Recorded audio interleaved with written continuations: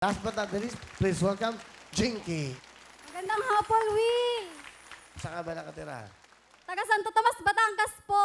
Okay. Ngayon, ikaw ba may baby na, Jinky? Wala pa? Wala pa, Will. Wala pa. Pero itong boyfriend mo ngayon, kasi inang team natin, mga sweeter, di ba? Mga sweet, okay. Matagal na ba kayo? Matagal na, Will. Pakilala mo na. Yeah. Pinapakilala ko nga pala sa buong mundo ang boyfriend kong macho, si Gid. Magandang hapon, Will!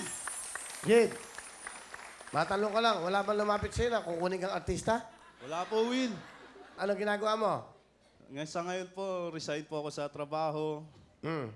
dahil gusto ko pong bumalik po sa school para mag-aral ulit. Ano ba ang kurso mo dapat? HRM. HRM. Apo. Ilan taon ka na ba? 27, Will. Okay, saan mo nakilala si Jinky? Sa factory, paggawaan po ng sabon at saka shampoo. Ah, ganon. Yes, Will. Siya ba ang first girlfriend mo? Pangatlo po siya, Will. Pangatlo. Wow. Pogi, ah. Okay. Lagi, di ba dating, ha? Di ba, dating. Git, anong gusto mo sabihin kay Jinky? Han. Alam ko, maraming pagsubok na dumating sa buhay natin.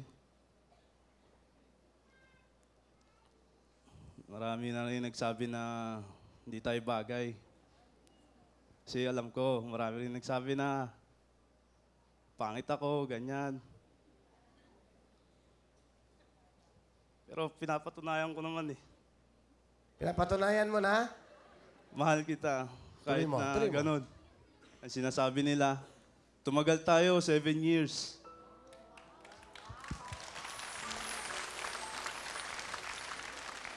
Ang dami yan. Sobrang mahal na mahal kita.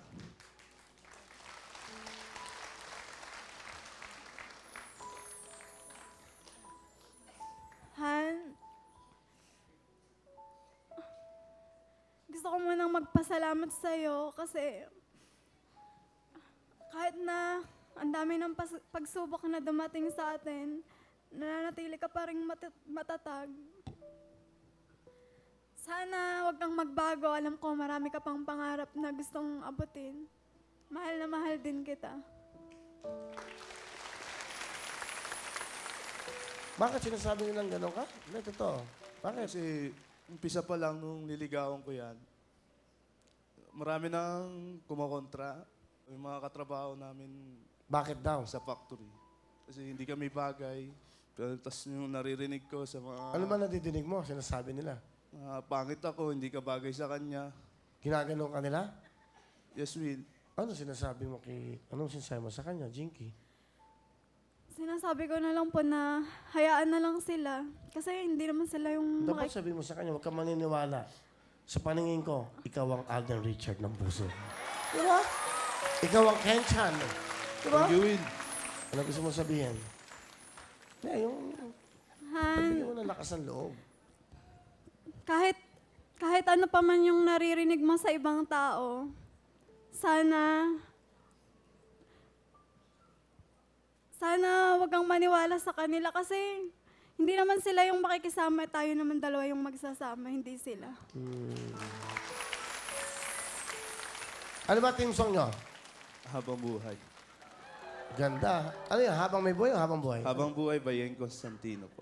Habang buhay ang aming bati. Sa Mali, mali, mali. Iba yun. mabatuluhati.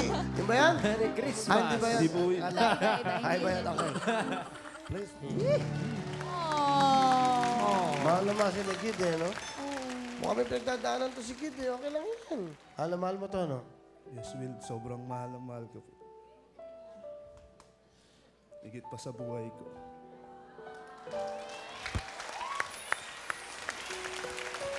Okay, may natutunan kayo dito. Marami. Will. Ang Diba? dami. Eh, saka ito, Iba-iba eh. Iba-iba sila walang ng sitwasyon eh. Wala. Tunay na buhay yan sa kanilang mga experience in life. Magkano ba matrikula mo? 16,000% po. 16,000 per sem? Yes, Will. Bigyan kita 1,000. Hanapin mo yung 15, ha?